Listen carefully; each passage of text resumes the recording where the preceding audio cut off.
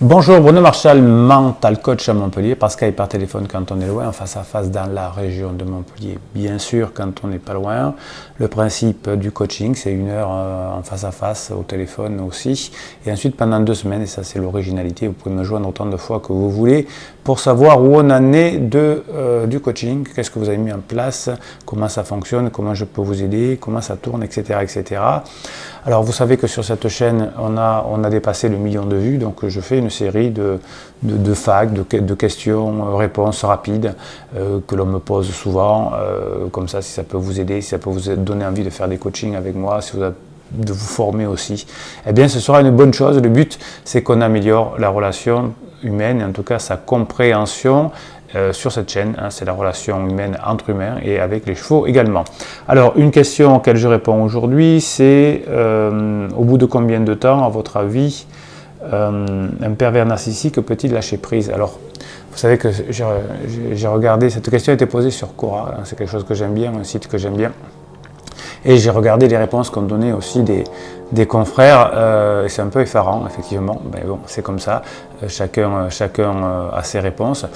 Oui, un pervers narcissique peut lâcher prise et plutôt rapidement. Vous savez que je travaille avec les forces de gendarmerie, je forme à l'accueil et à la psychologie des personnes victimes, on va dire, hein, puisque c'est leur métier. Et c'est vrai que le gendarme était un peu démuni face aux victimes d'un pervers narcissique, et depuis que je leur explique comment ça fonctionne, ça va beaucoup mieux. Effectivement, on s'aperçoit que quand la victime change de comportement et qu'éventuellement se fait aider par une figure d'autorité qui sait faire, eh bien le pervers narcissique lâche prise. J'ai lu qu'il ne lâcherait jamais prise, que le pervers narcissique c'est à vie, etc. etc. Non, c'est pas vrai. Depuis 1999, j'ai des centaines de cas où des victimes de pervers narcissiques sont venues me voir et s'en sont sorties très bien et l'ont fait partir de leur vie plutôt facilement, car le pervers narcissique n'est pas quelqu'un de forcément très courageux. Il ne se sert que de victimes consentantes, entre guillemets, ou faciles. Et si vous montrez la résistance, eh bien, il va aller chercher ailleurs. Alors quand on est en couple avec un pervers narcissique ou une perverse narcissique, effectivement, on est un peu isolé, donc on n'a pas trop de soutien. Donc c'est pour ça qu'il faut, et ce qu'on apprend pendant un coaching, à avoir les mots justes qui vont frapper au bon endroit. Alors je profite de cette vidéo aussi pour lancer un peu un cri d'alarme par rapport à cette notion de pervers narcissique. Vous savez que dans la psychologie, on a des modes. En ce moment, depuis quelques années, le pervers narcissique est à la mode. C'est-à-dire que dès qu'une victime va voir son psy, on lui dit « mais votre mari », parfois même votre femme, est un pervers narcissique, sans lui avoir fait passer les tests, etc., sans que la personne n'ait été rencontrée. Et j'ai beaucoup de clients, hommes notamment, qui ont été traités de pervers narcissiques par leur femme et par leur psy, et à qui je fais passer les tests et qui ne sont pas du tout pervers narcissiques, simplement madame, ou d'ailleurs monsieur, hein, parfois, puisque une femme peut être aussi traitée de pervers narcissique, a été traité de pervers narcissique à la suite de quelques actions, suite à des disputes ou des choses comme ça. Et donc la personne a une étiquette et un peu jetée à l'opprobre. Donc j'ai des clients, chefs d'entreprise qui ont été traités de pervers narcissiques, et ça a été assez un cataclysme pour eux. Heureusement que le coaching est passé par là et qu'on a pu s'en sortir. Voilà. Alors, il y a très peu de personnes qui sont pervers narcissiques véritablement du point de vue scientifique. On dit c'est entre 1 et 3% de la population selon les secteurs de la population. Et si on voit des personnes qui sont en difficulté, qui se séparent, il y a peut-être 30 à 40% de personnes qui traitent leur partenaire de pervers narcissique. Il suffit de voir sur les réseaux sociaux, sur Facebook ou autre, ce qui se dit. Voilà, donc je voulais quand même tirer un signal d'alarme par rapport à ça.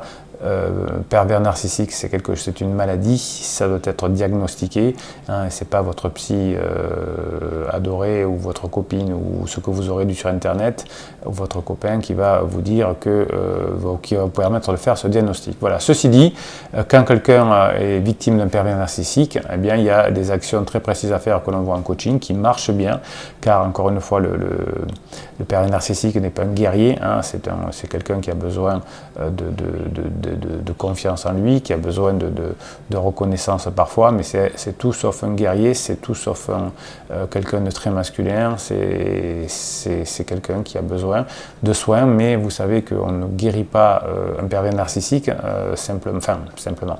Surtout, on va dire, surtout parce qu'il n'a pas envie de se faire soigner.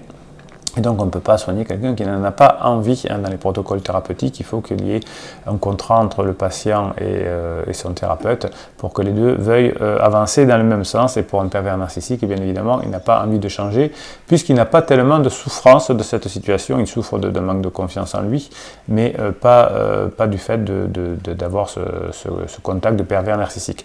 Donc si vous voulez vous en sortir, eh bien, il y a des moyens, hein, le coaching va vous permettre d'y arriver, et malheureusement sachez que le pervers narcissique, si c'est diagnostiqué, malheureusement ira dans une autre entreprise, dans un autre couple, avec le même comportement, puisque je retrouve quelqu'un vraiment diagnostiqué pervers narcissique, s'il ne travaille pas sur lui-même, eh bien, il va avoir ces schémas répétitifs toute sa vie. Voilà, donc c'était un point sur le pervers narcissique, c'est à la mode, il y a même des chaînes vidéo sur le pervers narcissique.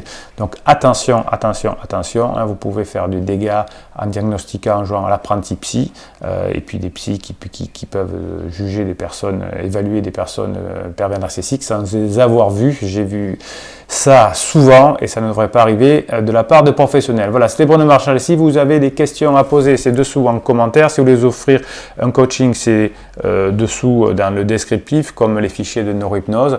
Et puis on se retrouve très bientôt. Mettez un pouce en l'air pour valoriser cette vidéo pour que YouTube la repère. Abonnez-vous, faites abonner vos amis, partagez ces vidéos, posez vos questions et j'y réponds très bientôt. Bonne journée à vous.